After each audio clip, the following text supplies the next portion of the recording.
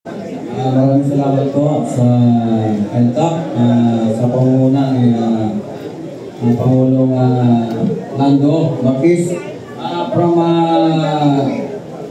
Pampanga, Eduardo Bilang po. At ito na po, nakaprepare na rin ang aming mga hinaing, no? Nasa paborito na rin at papasunin. Maraming salamat po. Magandang umaga po at maraming salamat po Palando, lahat ng pagungan ng ELCAC. Ako po si Dennis Cornolia, ELCAC po sa Bataan. At ang papakiusap lang po sana namin sa mga taga-Bataan, yung matulad ng unang hinihingi ng ating pong National President, yung mga koloro nga po may ayos na. At saka nga po yung LPTRP sana, may ayos na din ito. At saka magkaroon na rin po ng magandang blueprint yung ating pong modernization ng ating mga public transport. Yun lang po at maraming salamat po sa inyo.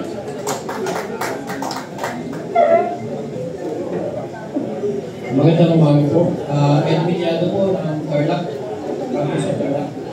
Katulad po kasama rin po namin ang presidente namin sa Sitranson upang iparating din po may position papers na rin po kami para kay LTFB bagong LTFB chairman Mendoza. So ang po doon yung mga kaitarating namin yung mga malulong sa aming mga pinapasatahan ng mga sektor. Yun lang.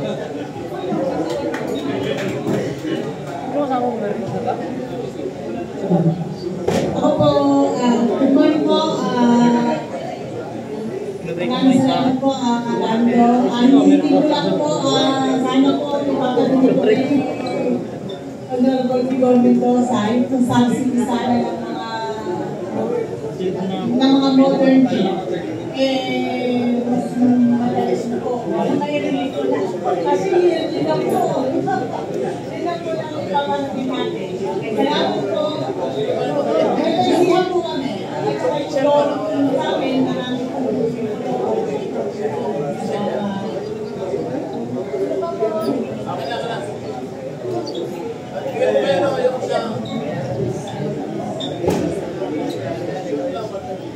Magandang umaga po. Kalingaki po kami, Greater Transport Services.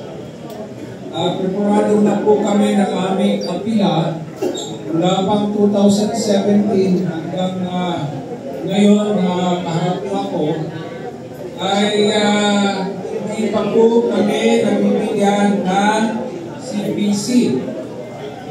Lahat po kami, simula noong 2017 ay compliant po kami sa LTFRB, DOTR, OTC.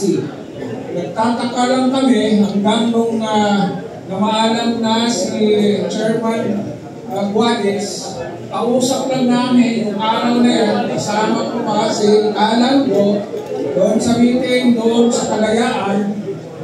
Aaksyon na sana, pinabukasan, anong kahapon, pinalitan na po. So kami po, sa harap ninyo po, pinagmamalaki po ng Greater Transport, Max Suarez po, Chairman. Pinagmamalaki po namin sa Paranaque na yung aming transport cooperative na hanggang ngayon, hindi pa po nabibigyan ng liwanag kung patay na po kami o buhay pa. Maraming salamat po. Okay, salamat po. Dito naman po tayo sa